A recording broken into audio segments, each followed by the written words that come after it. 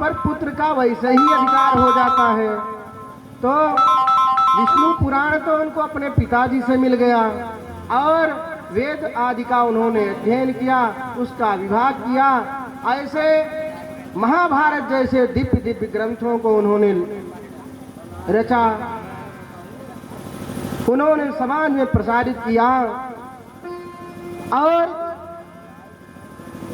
विष्णु पुराण का अध्ययन किया। 17 पुराण उन्होंने 16 पुराण रच डाले, पिताजी का 17वां हो गया। ये सब करके भी उनको शांति नहीं मिल रही थी। सरस्वती के तट पर बैठे थे, उनका चित्त अशांत था। संत भी कभी कभी परेशान हो जाते हैं।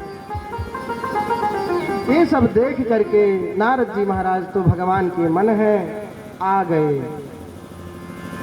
चर्चा होने लग गई। कहे भैया आपने तो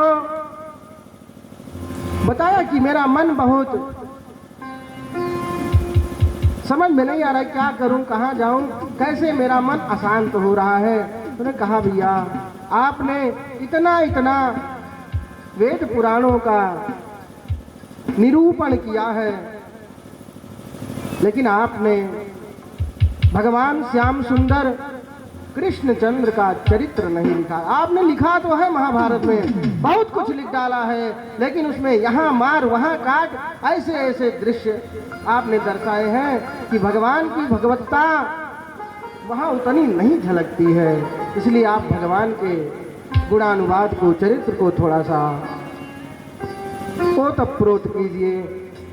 तो आपने सुना था कल व्यास जी महाराज भागवत जी की रचना कर रहे थे।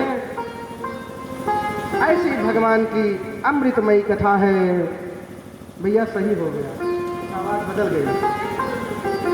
कहते हैं जो लोग भगवान के, अब व्यास जी ने उन सब से जो अच्छी अच्छी चीजें थी, जो जीव मात्र के कल्याण के लिए बहुत जरूरी थी, सबको ला करके भगवान के इस भागवत जी में एकत्रित कर दिया।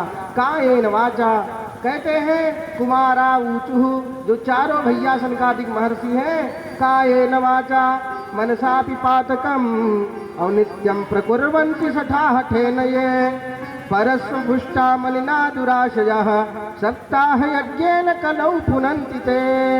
नारद जी महाराज ने उनसे प्रश्न फिर से कर दिया। कहते हैं भैया इस भागवत से कैसे कैसे लोग तर सकते हैं, कैसा कैसा पाप भागवत जी से खत्म हो सकता है।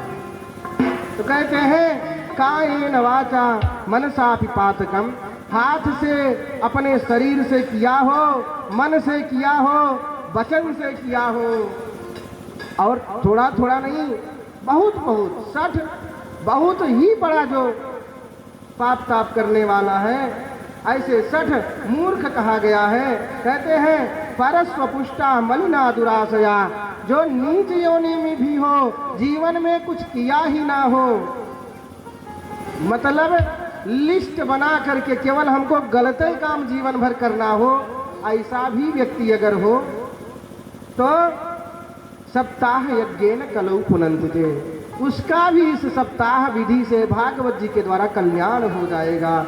ऐसा कहते हैं सनकादिक महर्षि, उनको सब कह सुनाते हैं। अब कहते हैं ये नारद जी का प्रश्न था, अब उनका उत्तर सुनिए। ये मानवाः पाप कृतस्तु सर्वदाः सदा दुराचार विमार्गगाः क्रोधाग्निदग्धाः कुटिलास्य कामिनाः सप्ताह यज्ञेन कलौ पुनन्ति ते। कहते हैं जिस मानव ने, जिस व्यक्ति ने पाप के अलावा जीवन में कुछ और किया ही ना हो, ये मानवाः पाप कृतस्तु सर्वदा सदा दुराचार रता विमार्गा, केवल विधर्म में ही वह हो, गलत लाइन ही जीवन भर उसकी रही हो, उसने दुराचार ही किया हो, क्रोधाग्नि दग्धा, जिसके क्रोध की अधिकता हो। जो क्रोधी व्यक्ति होता है ना, उसके बारे में हमारे शास्त्रों में बहुत कुछ कहा गया है। तो क्रोधाग्नि में वो स्वयं जलता रहता है, तपता रहता है। जो क्रोधी होता है ना, उससे बहुत काम गलत होता है। उसको थोड़ा सा गीता जी याद आ रही हैं, उनके पास चलते हैं। कहते हैं जो क्रोधी होता है उसकी क्रोधात भवति सम्मोहः। सम्मोह क्या है? अपना और पराये में फर्क ही नहीं रहता है। वो मम्मी को गाली देगा, पापा को गाली, माता जी को, पिताजी को नहीं छोड़ता है क्रोधी व्यक्ति। अपने पराये में फर्क नहीं जानता है क्रोधी। क्रोधात भवति सम्मोहः। जब सम्मोह हुआ, सम्मोहाद स्मृति भ्रमः। जैसे उसको सम्मोह हुआ, उसकी बुद्धि गायब हो गई। सबसे पहले विभ्रम हो गया, उसको भ्रम हो गया। जैसे गौधरिये में रसरी सांप दिखाए लागे, ऐसे उसका भ्रम हो गए। क्रोधात भवति सम्मोहः, सम्मोहात स्मृति भ्रमा। अब स्मृति भ्रम हुई तो क्या हुआ? स्मृति भ्रंशात बुद्धि नाशो। स्मृति भ्रम हुई, भ्रमित हुई, उसकी बुद्धि का नाश हो गया। और बुद्धि नाशात प्रणश्यति।